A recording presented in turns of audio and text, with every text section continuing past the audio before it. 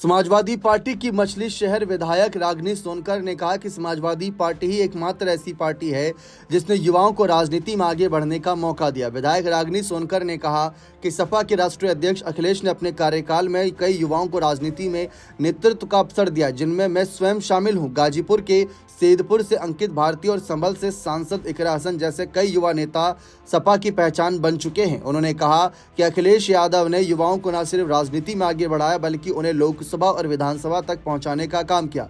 Samajwadi party ने PDA यानी पिछड़ा दलित अल्पसंख्यक को आगे बढ़ाने में भी अहम भूमिका निभाई। बीते दिनों लखनऊ में बसपा सुप्रीमो मायावती की रैली को लेकर रागिनी सोनकर ने बड़ा बयान दिया। उन्होंने कहा कि मैं लगातार क्षेत्र में जाती हूं और दलित समाज के लोगों से मिलती हूं। कई लोगों ने बताया कि मायावती की रैली में भीड़ भाड़े की गाड़ियों से लाई गई थी। जो लोग मोदी जी की रैलियों में भीड़ ले जाते हैं, वही लोग मायावती की रैली में भी पैसे देकर लोगों को ले जा रहे थे। उन्होंने दावा किया कि ये सब भाजपा के लोगों द्वारा कराया गया।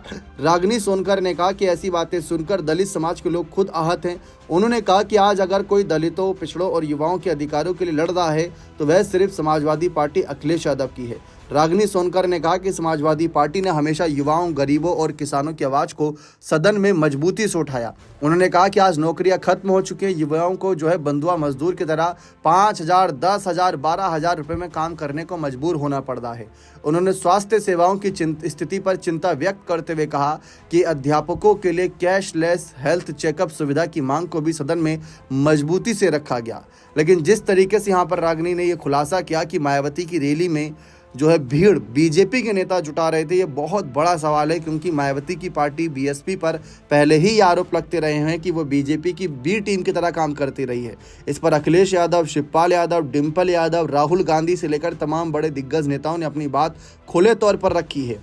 अब यहाँ पर पार्टी के तमाम और नेता भी इसी तरीके से बातों को आगे बढ़ा रहे हैं, कहीं ये मायावती को भारी ना पड़ जाए, क्योंकि मायावती की रैली में जुटी उस दिन की भीड़ यानी 9 अक्टूबर को जो महारैली में भीड़ जुटी थी, उसको देखकर पूरा देश दंग था कि इतने दिनों सत्ता से दूर रहने के बावजूद भी मायावती के एक आह्वान से लाखों की भीड़ जुट गई।